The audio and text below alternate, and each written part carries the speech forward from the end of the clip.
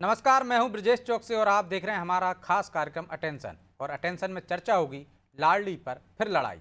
जी हां, लाडली बहना योजना को लेकर प्रदेश में सियासी लड़ाई जारी है। अब कांग्रेस ने आरोप लगाया है कि 2 साल में करीब 3.5 लाख बहनों के नाम योजना से हटा दिए गए। बीजेपी ने वोट लेने के बाद उनको धोखा दिया है। हालांकि बीजेपी ने कांग्रेस के आरोपों पर पलटवार किया और कहा है कि कांग्रेस भ्रम फैलाने का काम कर रही है। ऐसे में अब सवाल यह है कि कांग्रेस जो आरोप लगा रही है उसमें कितना दम है और क्या बहनों की कम होती संख्या को लेकर कांग्रेस मुद्दा बनाकर बीजेपी की टेंशन बढ़ाएगी। आज चर्चा इन्हीं सवालों के आसपास करेंगे, लेकिन पहले देखिए ये रिपोर्ट।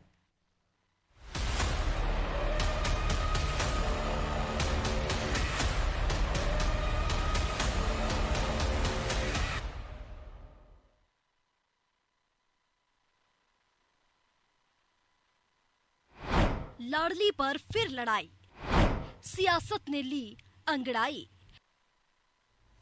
2023 के विधानसभा चुनाव से पहले लॉन्च की गई बीजेपी की लाडली बहना योजना पर सियासी लड़ाई अब भी जारी है। कांग्रेस लगातार इस मुद्दे पर बीजेपी को घेरने की कोशिश में लगी रहती है और अब एक बार फिर उसने इस योजना पर सवाल उठाए हैं और लाडलियों की कम होती संख्या पर बीजेपी को घेरा है। पीसीसी चीफ जीतू पटवारी ने आरोप लगाए हैं कि 2 साल में 3.5 लाख लाडली बहना कम हुई। बीजेपी ने वोट बटोरने के लिए बहनों से झूठे वादे किए। उन्होंने कहा कि जब विपक्ष इस मुद्दे को लगातार उठा रहा है तब ये हालात हैं। बात ये है 3.5 लाख नाम कम हुए। कोई भी योजना किसी भी प्रदेश के लिए लगातार चलती है तब वो उस योजना को लाभार्थ प्रदेश के हित में माना जाता है। आपने चुनाव लड़ा, वो तो हम अगर इतने मुखर नहीं होते तो कभी की बंद कर देते ही। इनकी आर्थिक हालात दिवालेपन पे आ गई तो और इसी का नतीजा है कि लाडली बहनाओं के नाम काटे जा रहे हैं। तो मैं मानता हूं कि ये लाडली बहनाओं के नाम काटना जोड़ना थे। जैसे ही बच्ची 18 साल की हुई योजना में नाम बढ़ना था उसका, अगर नहीं किया वो तो धोखा है ही है। अब जैसे ही कांग्रेस ने लाडलियों के सहारे बीजेपी की घेराबंदी की तो बीजेपी भी सामने आई और कांग्रेस पर जोरदार पलटवार करते हुए कहा कि कांग्रेस सिर्फ भ्रम फैलाने का काम करती है। इस योजना के तहत हर महीने बहनों के खाते में रुपए डाले जा रहे हैं और 60 साल से ऊपर वाली महिलाओं के नाम हट रहे हैं क्योंकि वो अन्य पेंशन योजनाओं में चली जाती हैं।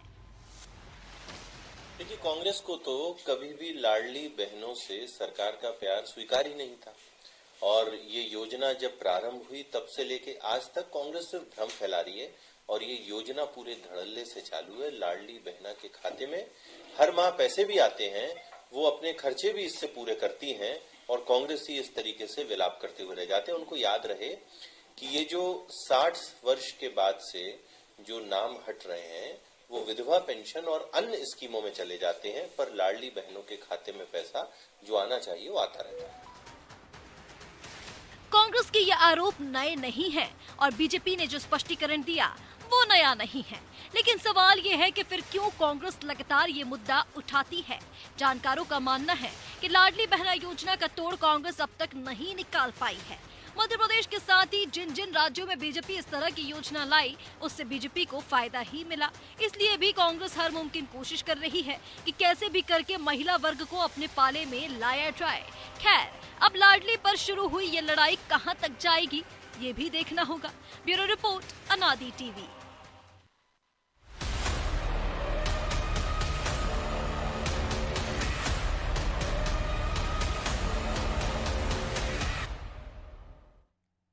इस मुद्दे पर चर्चा के लिए हमारे साथ जुड़ गए हैं वरिष्ठ पत्रकार चेतन भट्ट और हमारे सहयोगी प्रभु पटेरिया। चेतन जी, बहुत बहुत स्वागत है आपका और शुरुआत भी आपसे ही करते हैं। लाडली बहना योजना सरकार बनवा दी मध्य प्रदेश में बीजेपी की और राज्यों में भी इस योजना ने जो सरकारें थी उनको बरकरार रखा, वो जो विपक्ष में थे उनको सत्ता में ले आए। क्या आपको लगता है कि मध्य प्रदेश में ये मुद्दा अभी भी इसलिए कांग्रेस उठा रही है कि उसको कोई फायदा नजर आ रहा है? क्योंकि जो नियम था उसमें पहले से ही तय था कि भाई 60 साल की उम्र के बाद ऑटोमेटिक नाम कट जाएंगे क्योंकि दूसरी योजनाओं का नाम मिल रहा है। फिर किस मकसद से बार बार इस मुद्दे को उठाती है कांग्रेस? क्या फायदा नजर आ रहा है उसको? देखिए ब्रजेश जी, जो लाडली बहना वाली योजना थी, ये वास्तव में एक ऐसी योजना शिवराज सिंह चौहान ने शुरू की थी कि तमाम जो सर्वे थे चुनाव के वो सब फेल हो गए और महिलाओं ने बढ़ चढ़कर भारतीय जनता पार्टी को एक बार फिर से सत्तासीन कर। ये कांग्रेस की बहुत दुख की रग है, क्योंकि उसने अभी हाल ही में दिल्ली में भी और दूसरे इलाकों जगहों पर भी घोषणा की थी कि हम फैसला किया देंगे, लेकिन वो सफल हो नहीं पाया। दूसरी बात ये है कि क्योंकि भारतीय जनता पार्टी ने पूर्व मुख्यमंत्री शिवराज सिंह चौहान ने इसकी राशि बढ़ा के 3,000 तक करने की बात कही, लेकिन वो अभी राशि 1250 पे अटकी हुई। तो कांग्रेस को एक ये मुद्दा मिल जाता है, बीच बीच में 250 रुपये दे देते हैं वो जी, जब कोई देखिए तीज उन्होंने त्योहार आता है 3,000 तक की 3,000 की बात की थी, लेकिन अभी तक वो 1250 रुपये ही दे रहे हैं। इसका मतलब है कि वो झूठी घोषणाएं कर। लेकिन इसमें कोई संदेह की बात नहीं है कि जो लाडली बहना योजना है उससे सरकार पर भारी बोझ पड़ रहा है, और वो चूंकि अब वो शुरू कर दी गई है, इसलिए उसको रोकना बड़ा कठिन हो जाता है। और मोहन यादव कह रहे हैं कि नहीं, हम इसको लगातार जारी रखेंगे, और उन्होंने तो एक बार कहीं ये भी कहा था कि मेरा बस चले तो मैं 10,000 रुपये देने तैयार हूँ कहने। तो एक तरफ आपके खजाने पे बोझ बढ़ता जा रहा है, और दूसरी तरफ ये हो रहा है कि कांग्रेस इस मुद्दे को लेकर बहुत तेजी से भारतीय जनता पार्टी पे आक्रमण करती है। आप देखिए कि लगातार कर्ज बढ़ता जा रहा है मध्य प्रदेश सरकार का, और आप किसी भी कुएं से अगर सिर्फ पानी उलीचते रहेंगे तो वो कभी ना कभी तो खाली हो जाएगा। इससे एक दिक्कत ये हो रही है कि दूसरे जो वास्तविक काम हैं उनमें रोक लगी है, क्योंकि कहीं फंड नहीं। तो अधिकारी सामने ना बोले, लेकिन ये वो बताते हैं चुपचाप और अनऑफिशियली कि साहब फंड नहीं है, जो पूरा फंड है वो लाडली बहना में जा। तो गले की फांस तो है लाडली बहन, लेकिन अब चूंकि उसी दम पर सरकार आई है, तो इसलिए उसको बंद करना भी भारतीय जनता पार्टी के लिए बहुत कठिन है। और अभी तो दिल्ली में 2,500 रुपये देने की जो बात की थी, आज ही उनने घोषणा कर दी है नए सीएम ने कि हम 2,500 रुपये महीना देंगे महिलाओं को। आपने देखा होगा कि सुप्रीम कोर्ट ने भी इस मामले में बड़ी बड़ी टिप्पणी की है कि आप लोगों को परिजीवी बना रहे हैं, कोई आदमी काम नहीं करना चाहेगा। तो ये भी एक तरह से कहीं ना कहीं इन राजनेताओं को, राजनीतिक पार्टियों को सोचना होगा कि हम इस तरह की जो योजनाएं हैं वो चालू ना करके उनको रोजगार में, छोटे छोटे रोजगार, कुटीर उद्योग अगर हम जब ये योजना लाए थे तब शिवराज सिंह चौहान ने ये कहा भी था कि हमारा मकसद है कि लखपति बनाना बहनों को, और इस योजना से धीरे धीरे बाहर निकालना। हाँ, वो ठीक है, लेकिन अभी लगता नहीं है कि ये सब होने वाला है, क्योंकि जब आपके पास फ्री में पैसा आता है तो फिर आप कोई काम करना नहीं चाहते। तो महिलाओं के साथ भी वही स्थिति है कि अगर वो कोई अगर उनको कुटीर उद्योग लगा दिया है, सिलाई मशीन दे दी जाए, कोई ऐसे काम जैसे मनरेगा में, तो उनको आप गांव में जिन महिलाओं को पैसा मिल रहा है उनको आप सड़क बनाने में, तालाब खोदने में और स्टेट डैम बनाने में, तमाम तरह में उनको काम पे लगाया जा सकता है। उसके बदले में उनको पारिश्रमिक रूप में राशि दी जा सकती है।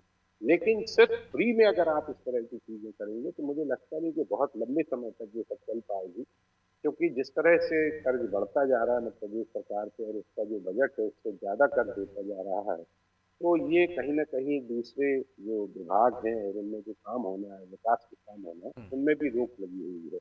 अभी आप देखिए कि जो सरपंचों ने अपने जो ग्रामीण विकास मंत्रालय को अपने प्रपोजल भेजे हैं, उसमें सिर्फ ये कहा है कि सड़क नहीं, सिर्फ सामुदायिक भवन के लिए हमारे पास पैसा है, वो भी अभी पैसा उनको मिला नहीं। तो ये तमाम चीजें जो सड़क बनाना चाहते हैं या और दूसरी चीजें बनाना चाहते हैं, कई ऐसे बहुत से मसले हैं जो ये करना चाहते हैं, लेकिन इनको और कर नहीं पा रहे हैं। अभी सिर्फ सामुदायिक भवन के लिए आपको पैसा मिलेगा, और वो भी अभी मिला नहीं। तो अब ऐसी स्थिति में फिर ये कितने दिन तक चल पाएगा, ये कहना बड़ा कठिन। तो कितने दिन तक चल पाएगी, ये तो चलेगी अभी प्रभु जी, लेकिन क्या जो भट्ट जी कह रहे हैं बोझ बन गई है, गले की फांस बन गई है ये योजना?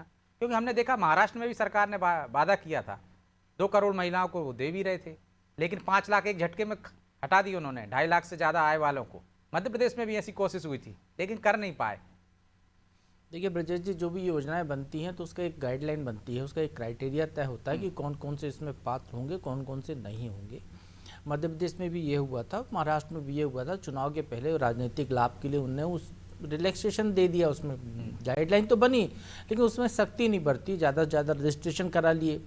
चुनाव होने के बाद उसमें फिर वो जो है उस क्राइटेरिया पे आपने स्क्रूटनी की तो निश्चित तौर पर बाहर हो जाएंगे। मध्य प्रदेश में जो बाहर हुई हैं 3.5 लाख करीब लाडली बहनाएं, इसमें बहुत सारी ऐसी हैं ब्रजेश जी जो आंगनवाड़ी कार्यकर्ता हैं, सहायिका हैं, या दूसरे काम कर रही हैं, या जिनकी वो पात्र ही नहीं है, आय ज़्यादा है, तो वो स्वेच्छा से कुछ ने छोड़ा है, कुछ को जो है उस कंप्यूटर ने ही बाहर कर दिया। और जो कम हो रही हैं तो वो जो एक उम्र का जो क्राइटेरिया है कि जैसे ही वो 60 साल की होंगी तो स्वाभाविक तौर पर यहाँ से विलोपित हो जाएगा उनका नाम, और उसके बाद वो उनको फिर आवेदन करना पड़ेगा। वो चाहे तो जो अभी आशीष अग्रवाल जी जो कह रहे थे बीजेपी के प्रवक्ता, तो वो चाहे तो वो विधवा पेंशन योजना की पात्र हो जाती हैं तो वो ले लें, या दूसरी स्कीम की पात्र हो जाती है तो वहाँ चली जाए। तो ये इसमें निश्चित है एक जो कमी इसमें जो दिख रही है, जिसको लेकर कहीं सवाल भी उठ रहे हैं कि नई महिलाओं के नाम नहीं जोड़े जा रहे हैं। जो 60 की हो रही हैं वो तो हटती जा रही हैं, लेकिन जो 23 की हो रही हैं वो इसमें शामिल नहीं की जा रही है। ये ज़रूर यहाँ पर एक बंदिश जो दिखाई दे रही है। वो सरकार चूँकि ऐसा कोई जब टाइम फ्रेम ने तय नहीं किया था कि इसमें जैसे ही आप 23 के होंगे वैसे ही योजना में शामिल हो जाएंगे, तो उस तरीके का कोई प्रावधान इसमें योजना जैसा प्रावधान नहीं था। तो सरकार जब खोलेगी तो क्यों जोड़ेगी, मतलब सरकार जब पोर्टल खोलेगी, जब उसको जरूरत लगेगी, चूंकि ये तो चुनावी लाभ की योजना है, तो जब उनको जरूरत लगेगी तो उसमें शामिल कर लेंगी। अब जहाँ तक ये बात है झूठ बोलने की, तो मुझे लगता है नेता झूठ नहीं बोलता, नेता बिटवीन द लाइन बात करता है, अपने मतलब की बात करता है, उस उतना ही पकड़ता है जितना संदेश जाना है।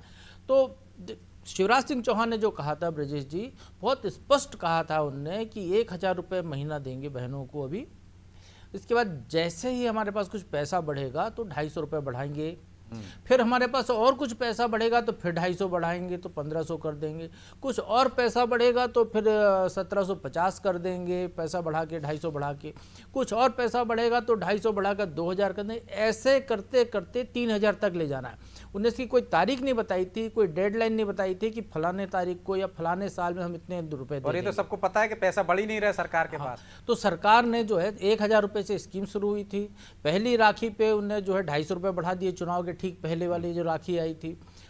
चुनाव के बाद की जो राखी आई तो उसमें जो है मोहन यादव सरकार ने 250 रुपये राखी बांधने के लिए बहनों को अलग से दे दिए, तो 1500 रुपये मिले उनको। बाकी 1250 रुपये जो पात्र हितग्राही हैं, जो रजिस्टर्ड हैं, उनको मिल रहे हैं। सरकार का या शिवराज सिंह चौहान का इसमें कोई झूठ नहीं है। कांग्रेस जो कह रही है इसमें भी झूठ नहीं है, क्योंकि कांग्रेस ने उसको पकड़ा बीच की, जो मैं कह रहा हूं बिटवीन द लाइन, कांग्रेस ने बीच की बात छोड़ी, 3000 को पकड़ लिया। जिलों के कलेक्टर चिट्ठी लिख रहे हैं हाँ कि भाई ऑटोमेटिक कट रहे हैं, तो क्या वो कलेक्टर ना समझ हैं क्या कि वो 60 के दायरे में कट गए? क्यों चिट्ठी लिख रहे हैं वो? एक तरह से वो भी तो आग में घी का काम कर रहे हैं ना। नहीं ब्रजेश जी, अशोकनगर हो चाहे बैतूल हो। ब्रजेश जी, वो कलेक्टर ने ये नहीं देखा ना किस उम्र के लोगों के कटे। कलेक्टर के पास आवेदन आए, शिकायतें आई, उनने जो है चिट्ठी लिखकर भेज दी इलेक्ट्रॉनिक विकास निगम को। यह पूरा कंप्यूटराइज काम है इसका। आपने जो ऑनलाइन फॉर्म भरा है, डाटा फीड किया है, आप जैसे 23 के हैं, आपने जो यदि आप इनकम टैक्स पे ही हैं, आपने और आपने भर ले लिया है योजना का लाभ, तो आपका नाम विलोपित हो जाएगा। आप यदि 60 वो जो 5 एकड़ जमीन से ज़्यादा की वाली खेती वाले हैं और यदि कहीं रिकॉर्ड मैच हो गया तो आपका नाम कट जाएगा। आप जैसे ही 60 के होते हैं अगले महीने आपका नाम कट जाएगा योजना से। तो ये तो कंप्यूटर कर रहा है, कोई व्यक्ति नहीं काट रहा है। यदि मैनुअली कर रहा हो, किए जा रही होती तो 2 जिले की शिकायत नहीं आती, 170 की शिकायत नहीं आती बैतूल से, 149 की शिकायत नहीं आती अशोकनगर आगर मालवा से। तो ये शिकायत वहां से सिर्फ इतने की नहीं आती, फिर तो शिकायत ऐसी आती कि हजारों नाम काट दिए गए, वैसी कोई शिकायत नहीं आ रही है। तो ये जो कंप्यूटर से ही वो चूंकि इस तरीके का सिस्टम बना है, सॉफ्टवेयर बना है कि वो अपने आप नाम विलोपित कर देता है। ये कलेक्टरों का अति उत्साह है कि उन्होंने उस चीज़ को इस चिट्ठी में लिखकर इलेक्ट्रॉनिक विकास निगम से पूछ लिया। कलेक्टरों को कायदे से इसको पूछना था, तो जिस योजना की जो चलाने वाला विभाग है महिला बाल विकास, उससे पूछना चाहिए था। तो ये बिल्कुल मान सकते हैं कि कलेक्टरों की नासमझी है, वो उस पद के उपयुक्त है कि नहीं, इस बारे में सरकार को सोचना चाहिए कि यदि इस तरीके की कर रहे हैं तो निश्चित तौर पर यहाँ पे इससे पहले भी हमने देखा था एक कलेक्टर ने चिट्ठी लिख दी थी या स्क्रूटनी कराना शुरू कर दी थी, तब उतना बवाल मचा था और वो चिट्ठी गायब हो गई थी। लेकिन भट्टे साहब, अब क्या राजनीतिक दलों को इस पर चिल्लेपो करने की जरूरत है? भाई एक योजना हो गई है, चल रही है ना, कांग्रेस 4 साल बाद चुनाव है, तो फिर सियासत क्यों? देखिए, कांग्रेस के पास कोई मुद्दा तो है नहीं। जिस तरह से उसको हर जगह हार मिल रही है, उसको ये भी कुछ समझ में नहीं आ रहा कि हम कौन से मुद्दे लेके चले। अब लाडली बहना का ऐसा मामला है कि क्योंकि 3000 वाला जो मसला है ना, वो कांग्रेस को लगता है कि ये हमें कहीं ना कहीं फायदा दे। लेकिन अभी से आप उस मुद्दे को उठा के अभी आगे 3-4 साल हैं चुनाव के, तब तक तो वो मुद्दा उठा भी लोगे आप तो उससे कोई फर्क नहीं पड़ने वाला, क्योंकि तब तक तो वो मुद्दा मर जाएगा। लेकिन कांग्रेस को लगता है कि ये मुद्दा उठाकर हम महिलाओं को अपने पक्ष में, लेकिन जीतू पटवारी तो कह रहे हैं हम मुखर नहीं होते तो कब की बंद कर दी होती है योजना, तो महिलाएं इस पर भरोसा करेगी क्या? देखिए ऐसा जीतू पटवारी तो खैर कुछ भी अब क्या करेंगे, कुछ न कुछ तो उनको बोलना पड़ेगा, विरोध में है तो रोज नई नई बात लेके आना ही पड़ेगा। लेकिन अगर मुखर होते ना होते इससे कोई फर्क नहीं पड़ने वाला, सरकार तो दे ही रही है 1250। और जैसा प्रभु भाई ने बताया कि भाई वो सॉफ्टवेयर में तय है कि जब 65-60 साल का होता है कोई व्यक्ति या महिला तो अपने आप नाम कट जाता है, इसमें कोई जबरदस्ती कोई किसी का नाम तो काटा नहीं जा रहा है। ये जरूर है कि जो नए शामिल हो रहे हैं उनका नाम अब नहीं हो पा रहा है। ये मुद्दा लेके जरूर कांग्रेस को आगे बढ़ना चाहिए, लेकिन नाम कट गए ये कोई मुद्दा नहीं है। उनको तो उतना भी, उनको भी मालूम होना चाहिए कि भाई सॉफ्टवेयर में वो चीज लगी हुई है। और पहले भी नियम बना था कि जैसे 7 साल की कोई महिला होगी तो उसको दूसरी योजनाओं का लाभ मिल जाएगा। तो कांग्रेस को लगता है कि कहीं ना कहीं कुछ ऐसी चीजें हम लेके आए जो मोहन सरकार के लिए परेशानी का सबब बने, लेकिन इससे कुछ फायदा होता दिखता नहीं है मुझे, क्योंकि जीतू पटवारी अपनी तरफ से प्रयास कर रहे हैं कि कांग्रेस को पुनर्जीवित किया जाए मध्य प्रदेश में। लेकिन जैसी स्थितियां दिख रही हैं उस हिसाब से तो अभी ऐसा कुछ लगता नहीं कि बहुत प्रखर हो जाएगी कांग्रेस। अभी आप देखिए 41 मीडिया प्रभारी भी उन्होंने बदले हैं, नए नए बनाए हैं, लेकिन अब वो किस स्तर पे टीवी चैनल्स में अपनी बात रखते हैं ये भी देखना होगा। कुल मिला के ये है कि कांग्रेस के सामने सबसे बड़ा संकट ये है कि अपने अस्तित्व को कैसे बचाए रखें, और अपने अस्तित्व को बचाए रखने के लिए वो इस तरह की जो चीजें हैं जिससे कहीं ना कहीं सीधा सीधा इन्वॉल्वमेंट है महिलाओं का। तो उनको ये लगता है कि हमने जैसे ये बात उठाई कि भाई आपने 3.5 लाख महिलाओं का नाम काट दिया, तो हो सकता है कि उसमें से बहुत सी महिलाएं हमारे फेवर में आ जाए, लेकिन आज की तारीख में अगर वो फेवर में आ भी जाएंगी तो उससे कोई फायदा तो होने वाला नहीं। हाँ, चुनाव के दौरान आप जरूर इस बात को उठा सकते थे कि देखिए आप पिछले चुनाव में उन्होंने वादा किया था 3,000 रुपये का, लेकिन आज तक उन्होंने 3,000 रुपये नहीं दिए, 1250 में लटका के रखा हुआ है। तो ये स्थितियां जो हैं कांग्रेस के लिए, ये मुझे लगता है कि कोई बहुत ज्यादा इसमें राजनीति करने की आवश्यकता नहीं है, क्योंकि कोई ऐसा जबरदस्ती किसी का नाम काटा जा रहा है जो अपने आप कंप्यूटर में जो या 7 वो साल का 3.5 लाख में से कुछ हजार महिलाओं को ही ले आते अपने साथ में, सड़क पर उतार जी, देते तो ज्यादा वही फायदेमंद बात होता है, है प्रभु सड़क पे जी। भी आप नहीं आ पा रहे हैं। लेकिन यदि कोई फायदा नहीं है तो फिर सरकार क्यों बार बार सफाई दे रही है? ब्रिज जी कुछ तो फायदा फर्क है, पड़ता होगा ना, नहीं, क्योंकि जो वोट बैंक ने आप पे भरोसा करा है कहीं वो भरोसा ना खिसक जाए। बिल्कुल फायदा है। कांग्रेस इस मुद्दे को उठा रही है, रणनीतिक तरीके से उठा रही है।